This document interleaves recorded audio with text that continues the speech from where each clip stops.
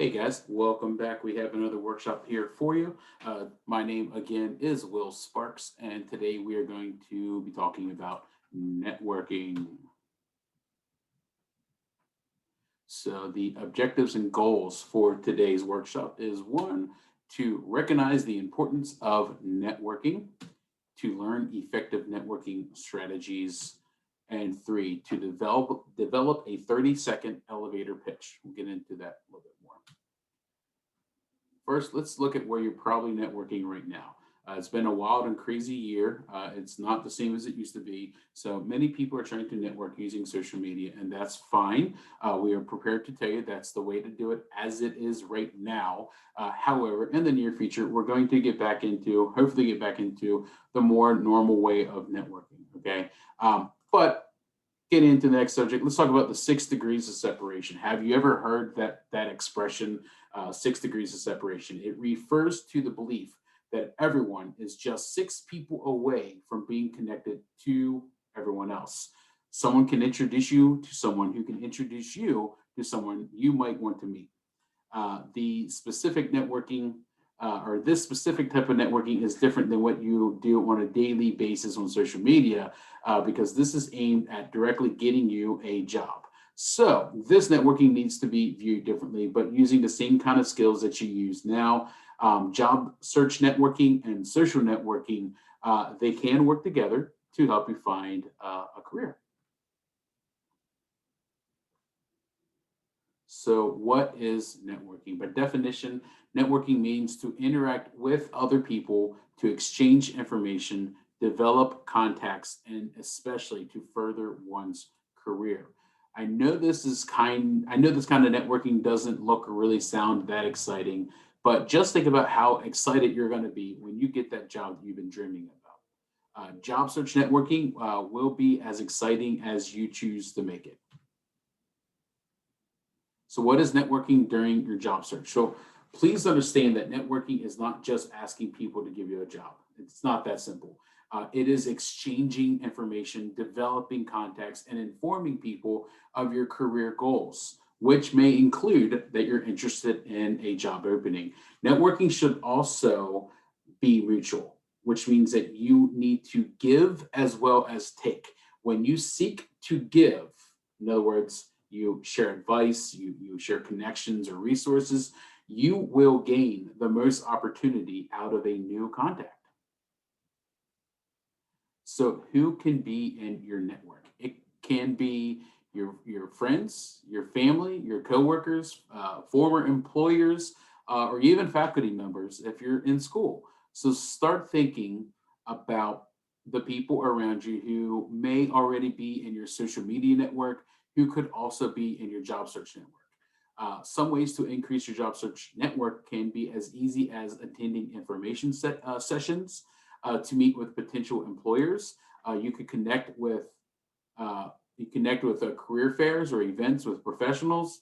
And you can also, I moved that too quick. Sorry about that. Let me get back to my slide here. And the last thing is you can try to volunteer for a nonprofit. Now we'll move on to the next slide. There we go.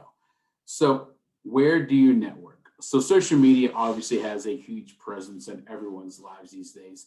So, let's kind of sort out what social media is best for each circumstance. Um, First off, some places you need to network is going to be in person. Obviously, this past year with COVID, it's a little harder to do that. So let's just assume that things will get back to some level of normalcy and you will be able to network in person. You might be meeting people in office buildings and businesses. You might be meeting them at network events and job fairs. There's all sorts of different networking events, in the normal world, pre and hopefully post COVID as well. Next one, Indeed. This is probably the number one job search platform out there right now. There's also Career One Stop, Career Builder, Glassdoor, Snag a Job, Monster. These are also platforms where you can do two things. One, you're going to job search, and they're very super user friendly and easy to use. And you can also post your resume up on these sites. Just please be sure to update your resume regularly. And an important tip that we always tell people, please Do not put your physical address on a online resume. Perhaps only use an email address / phone number as your contact information so that you can keep your private information private. The thing is, you have to remember that anyone and everyone could potentially see that resume out there on the internet. So just be aware of that. Next is Facebook. Now, Facebook, Twitter, and Instagram, and Snapchat and TikTok, these are all the big social media platforms. It's one of those things that they can either make or break it these days when it comes to your career chances, especially if your potential employer decides to search you up on one of these sites. And I can guarantee that they're going to do that. Right? And then we'll get into LinkedIn. LinkedIn, far and away, is the premier platform for career expansion, for networking, for job information, job postings. Even if you think that you don't need to be on LinkedIn, you're wrong. You need to be on LinkedIn. And it doesn't matter if you're 17, 18 and just starting out, or if you're 78 and 90 and you're trying to find a new job after spending 60 years in the same place. Whatever it is, you need to be on LinkedIn. You need to create an account and get started making connections. You want to keep it current, check it regularly. A huge percentage of jobs actually get posted right on LinkedIn. If you really want to know what that number is, there's over 20 million jobs listed on LinkedIn. Why would you not be looking on LinkedIn? Again, do LinkedIn. Okay. So look, let's start with some very positive note about social media giants. There's over 15 million people who have found jobs through Facebook, 8 million through Twitter. Right? That's no small change. But LinkedIn, because of the 20 million jobs, their statistics basically say that they were the one source to have the most amount of jobs. Okay. How can you impress a future employer on LinkedIn? Well, you want to promote positivity, teamwork, and communication, speak highly of people in your community, and be sure to just be aware about what you're posting. Always be ethical, be super aware about what you're putting out there into the internet. Now, we do have a video to share with you. Okay. The question is of course, how do you network, especially when you were talking about social media?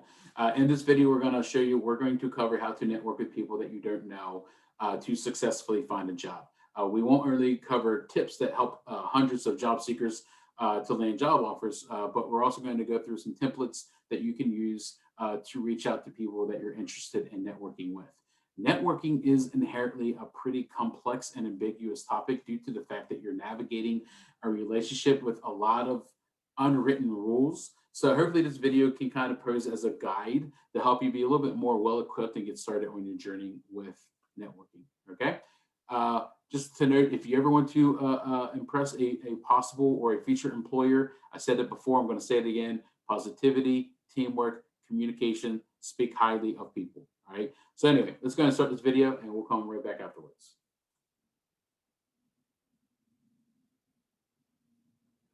You're here because you want to find a job by networking on LinkedIn, and you have the right idea.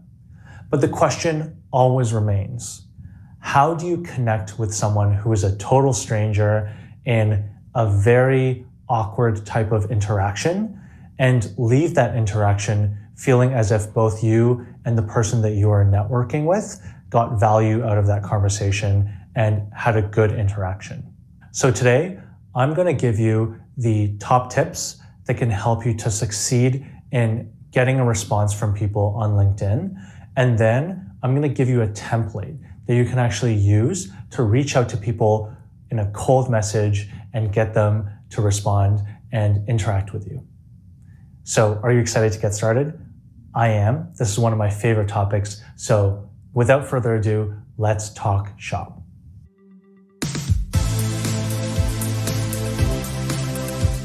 First off, I'm going to tackle that huge, ugly elephant that's sucking the air out of the room right now. And that elephant is the hard truth about networking. The hard truth comes in two parts. The first part is that networking, real long-term networking, is about giving more and creating more value than you receive.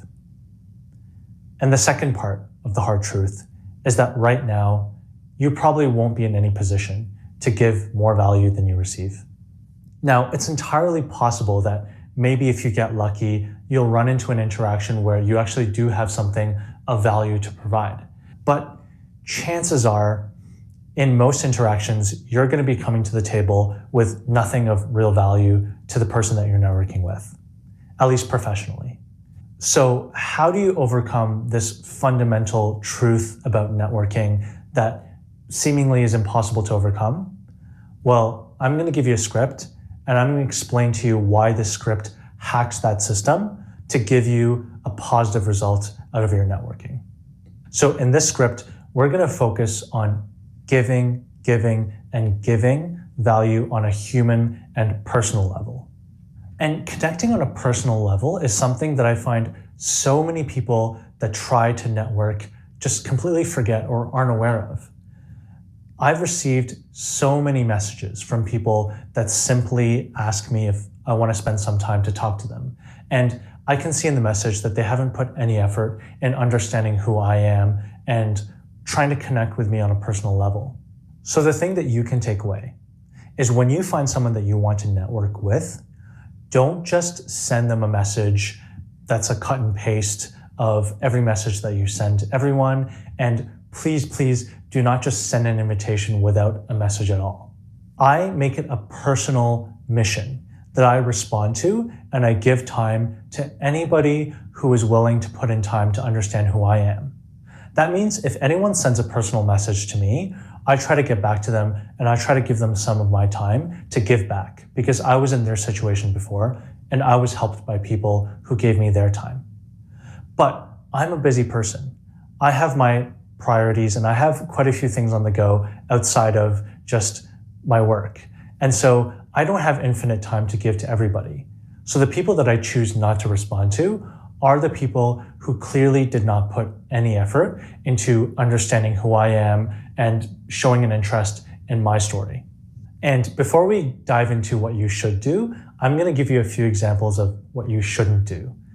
These are not some made-up examples that I have because unfortunately, I receive a lot of these types of messages and there's enough content for me to just share from real people that have reached out to me. And so as I go through these examples really quickly, note the same type of pattern of not taking any effort to actually understand who I am, to reference anything unique about me. A lot of these messages could have been a copy paste, or maybe they replace one thing in the tons of messages that they send. Okay, enough of the bad examples. There are too many of those to go through.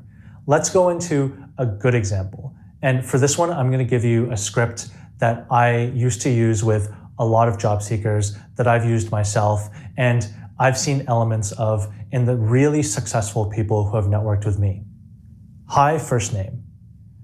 My name is your first name, and you can put in a professional intro here optionally.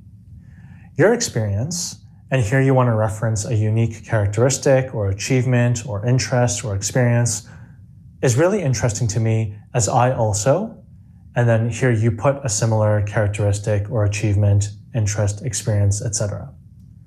I'd appreciate the chance to stay connected and to discuss our mutual interests. Cheers, your first name. So this is really quick and really short, as you can see, but the meat of it is in the brackets, and that's where you customize. I'll get into how you can specifically customize that later. But the one thing to note here is this is a template for a LinkedIn connection invitation.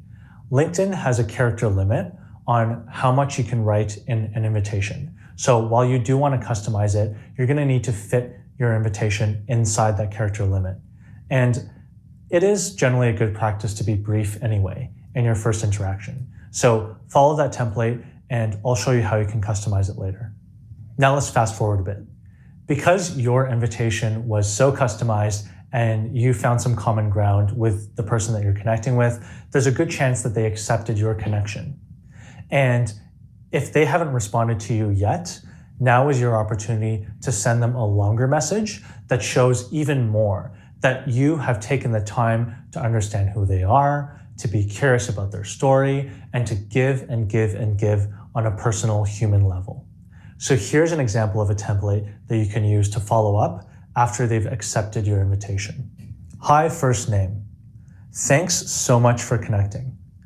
I came across your profile while I was searching for other professionals in, and here you put the industry or company or job title that you're interested in, and I wanted to say hello. Your experience, here you put the unique characteristic or achievement or interest or experience, really spoke to me as I also, and here you put something that's related to their experience or characteristic, etc. I'm particularly interested in, and then here is where you customize something about them that you'd like to know more about. Would you be available sometime this week or next to chat? I'd love to buy you a coffee or hop on a phone call to learn all about your experience and your story. Please let me know if there's a date and time that works for you, and I'll make that work in my schedule. Thanks again for connecting. I hope to see you soon. Cheers, your first name. So now I'll dive into the content within the brackets that you need to customize. And as I mentioned before, that's really the meat of your message. All the other stuff in this template is going to give your message some structure, give it some organization, but make no mistake, the success and response rate of your message is going to depend on how much effort you put in to customizing it. So let's go back to that initial outreach message. In the second sentence, you want to customize the section and brackets to the industry, company, or job title that the person has. This should be something that you're interested in learning more about. Now, before you write the third sentence, do some research. Spend a few minutes going through the person's professional experience and picking out some things that are unique about their interests, experience, or anything else that they've added. These are clues about things that the person probably cares a lot about, so you want to mention them in your message. Then, in the second part, think about something from your own experience or interests which intersect or are related to that person. This could be something as broad as graduating from the same program at a school, to something as specific as being really into a sports team or instrument. The important thing is to show that you're actually paying attention to who the person is and that you're building rapport through common ground. This is so important. I've A/B tested this. Messages that do not draw upon common ground have about half the response rate compared to messages that do draw upon something shared. It's just human, beyond our most well-intentioned thoughts, to separate the world into people that are like us versus people that aren't. And guess which group a stranger is more likely to respond to. In your final customized sentence, delve one level deeper to ask about something specific to show that your interest is genuine. This is the part of the message that can tip that person from being unsure about accepting or responding to wanting to respond. It's also human nature to be fair and reciprocal. If I see that you put an effort into getting to know me and speaking to my interests, the least I could do is respond. Unfortunately, that's all we have time for in this video. We've given you a template that you can use to reach out to someone and a template that you can use to follow up and request a meeting or an informational interview with someone. And those two should be enough to get you started on your way and hopefully to give you the best chance to connect with someone and get a response. Now, this is only part one of our networking series because reaching out and actually connecting with someone is only the very start of hopefully a very productive relationship that you're going to build with them. So in the ensuing videos, I'm going to be telling you in the similar amount of detail and with similar scripts exactly how you can have a productive conversation, coffee chat with someone after they've agreed to meet with you, how you can follow up with them, how you can make an ask to actually have something that can help you, whether that's a referral or a review of your resume or a connection to someone that you really want to meet. Anything that you want to ask for, I'm going to tell you the best way to get that result. So stay tuned and subscribe to this channel so that you get the update the next time that the next episode in the series drops. And as well, give this video a like if it helped you in any way and helped you to improve your networking opportunities right off the bat. Thank you for right. So hopefully that video, the guy's a little dry, but hopefully he gave you some good information. Feel free to rewatch the video and watch the video again. And I believe the link is going to be included in some of the handouts that we send over to you guys. So we're going to move on though. Let's talk about networking and social media and some do's and don'ts, especially some don'ts. So the don'ts are one of these things that you want things that you want to stay away from. So things that you want to avoid doing, right? Just as it says on the screen, just don't do it, just say no. First of all, do not post any sort of provocative or inappropriate posts, pictures, or shares, especially that can be seen by the general public. You can usually set your public settings on different social media platforms, but in general, it's just best not to do it whatsoever. Do not show yourself drinking, using any sort of drugs, or being involved in any sort of criminal behavior. It seems kind of like a duh, but it's one of those things that's there's a reason we have to tell you not to do it. Be sure not to post any sort of discriminatory comments related to race, gender, religion, and given our most recent history, I'll even say politics in general, it's just best to stay away from these subjects. Be sure not to badmouth a previous employer or a previous employee that or a fellow employee that you work with. All right. Do not lie about your qualifications. And do not lie about a work absence. Again, if you don't post on social media that you called out of work because you just wanted to take a day, but you told them that you were sick, all right? These things that can come back on you. Poor communication skills. This is going to be the way that you communicate on social media, your spelling, your grammar, your tone, your imagery, how much you use emojis or how you respond to people using only the GIFs. Instead of actually corresponding to people in a professional adult manner. I can't speak today. Adult manner.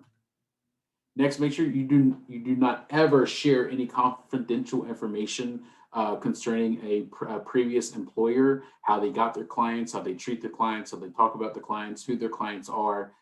Especially that information is going to get you into a world of trouble. If you can, do not have an unprofessional screen name. So on Twitter, this could be your Twitter handle. On Facebook and on LinkedIn, this could be the way that you customize the URL that leads to your page. And on like TikTok and even Snapchat, it could be your TikTok, Snapchat name on there as well. All right. And last but not least, don't post too frequently. If you're someone who posts 20 to 30, 30 to 40, 50 to 100 times a day, and yes, people do that. If a potential employer sees that, they are going to wonder, when you ever have time to work? When's this person ever doing their best to get the job done if they're on social media so much? So if you're going to post on social media, be picky about the times, early in the morning, lunchtime, in the evening when you should be off. That kind of thing. Just be aware and try not to post too much even in those times. Maybe just keep it to 3 to 5 times a day at the most. All right. Everybody's different. I won't judge, but just be aware of that. Now we're going to get into the elevator pitch. Okay. Your 30, what is a 30-second elevator pitch? Well, hence the name. It's something that needs to be interesting, memorable, and succinct. They also need to explain what makes you you, and what makes your organization, your product, or your idea unique, right? The average elevator pitch should last no longer than a short elevator ride, hence the name, right, of 30 seconds. So that's usually about 70, the average speaker can speak about 75 words in 30 seconds without any sort of interruption. So this 30-second time frame is what's typically allotted for the ever so popular elevators pitch or elevator speech. Any longer than that, then you might become a nuisance to whoever you're delivering your pitch to, and they may just turn around and walk away from you. Elevator pitch is sometimes called a personal commercial. It can help you organize your thoughts when talking about your professional life and your career goals. And again, it's going to be 75 words in length. So you want to be very concise. So we do have a quick video to share with you. It's because it's so essential that if you are looking to create a lasting impression on somebody and you want to make a professional connection with someone, you want to be able to create and implement an effective elevator pitch that's going to be easy for you to deliver in a moment's notice, almost like second nature. The thing is you want to have a impactful moment with this other person that you're speaking with. So here we have a brief video. And I'm going to let it play, and she's going to talk to you about it. 3, 2, 1. Hi, I'm Lauren Berger. This is my elevator pitch. Take 1. Hi, I'm Lauren, and I want to do this, and I'm going to, oh my gosh. Hi, I'm Lauren, and I want to do everything, and I want to be your best friend, and please hire me. Hi, I'm Lauren, and I really want to work for you, and I'm so excited to be standing next to you right now, and I just want to tell you everything about me real quick. It'll only take me 10 minutes, even though we only have 30 seconds right now. Hey everybody, those elevator pitches were not so good, and I'm gonna make sure that after watching this video, you know how to do a much better version of the elevator pitch. If the executive that you would love to work for, right? The executive that works at that company that you just love was literally in an elevator with you, what would you say? It's actually a great way to think about how to present yourself in a professional setting. So I'm gonna give you the intern queen take on the elevator pitch. So in order to put together an elevator pitch, we need a couple pieces of information. We're gonna write them here. So the first step is gonna be, who are you, right? As silly as it sounds, you gotta say your name. You know, I'm Lauren Berger, it's so nice to meet you, right? You gotta say it. So then you wanna give them a little background. I'm Lauren Berger, I graduated from UCF and I'm a PR major, okay? Now, depending on the situation, you might not be talking about college. If you meet someone years after college, you're probably gonna talk about where you work right now. I'm Lauren Berger, I'm the community manager at a website called Intern Queen, and sometimes you need to give a little bit of extra context. So if you need to explain and provide context. So if you go to a school that, let's be real, no one's heard of, or if you work for a company where somebody may have not heard of it, you know what those companies are, you know what those schools are, make sure that you explain and you provide a little bit of context. You know, I go to Southwestern University, which is located in Lakeland, Florida, and known for their PR program. And I'm gonna rely on you all to be the judge of if your story needs a little bit of context, okay? The next thing that you're gonna do is make the connection. A lot of times when people do an elevator pitch, they're literally just like talking to no one. And the reality is that whenever you're pitching, you're always talking to someone, whether it's literally someone in an elevator standing next to you, whether you're pitching your business to Shark Tank, or you're just pitching it to a professor or a classroom. So you wanna make that connection factor right away. You know, what are you trying to accomplish? Why do you want the person next to you to listen? Maybe you're a PR major and this is a big PR executive standing next to you. So I'm connecting what I'm doing to what the person standing next to me does. You know, I'd love for you to invest in my business because, right? You're connecting who you're talking to with what you're offering and what you're selling, which is sometimes yourself. Then the last thing that you want to do, and this is what a lot of people don't cover in the elevator pitch, but you gotta make the ask, right? You gotta make the ask. And this is the scary part because you're always putting yourself out there and you could be rejected. So I'm actually gonna give you both steps. I'm gonna say the ask, and then step 6 is gonna be the closeout. A pet peeve that I have is a lot of students email me and they ask me for advice, but they're very unclear as to what I can actually help them with. So I'll get this big email with like, I am this, and this, thanks. And they sign their name. I don't know what to do with their email. So oftentimes I write them back and say, you know, hi Marisol, thanks for sharing. How can I help? Because I honestly don't know what they want from me. So I really encourage you to always think about the ask. For example, if you're in an elevator with someone and you want them to be your mentor, well then let's ask them to be your mentor. If you're in the elevator with someone and you want to intern for them, let's ask for an internship. If you aren't sure what you want and you really just want to connect afterward and have a way to stay in touch, let's ask about that. So I think you have to make the ask and then you have to be ready for the closeout because typically you only have about 30 seconds and you're gonna have to get out of there somehow, right? You wanna always kill them with kindness no matter what they say, and you wanna close out in a very pleasant way. So let's go through all the steps real quick. So who are you? Hi, I'm Lauren Berger. Little bit of background. I graduated UCF and I was a PR major. Provide contacts. That's University of Central Florida, which is in the Orlando area. The connection. I know all about your company. I've read all about it. I know about all your clients, and I am just such a fan, right? I made the connection. Now make the ask. I am looking for an internship for next summer. I would love to connect with you and find out how to apply and get to the top of your list. The closeout. They say whatever they're going to say. Thank you so much. I'll certainly stay in touch. I'll make sure to email you right after this. So nice meeting you, right? So the who you are, the background, provide context, make the connection, make the ask, and the closeout. So good luck, everyone, and let's do that elevator pitch one more time. Hi, I'm Lauren Berger. So nice to meet you. I graduated from the University of Central Florida. That's in Orlando. And I was actually a PR major. I know all about your PR company, and I am just fascinated by it. I've read all about you. I'd actually love to intern for you this summer. I've had a lot of other internships, and I wanted to ask who I could contact to potentially apply for an internship with your company. Amazing. Well, thank you so much. It was so great meeting you. I'm going to email you tonight, and I definitely want to stay in touch. Thank you.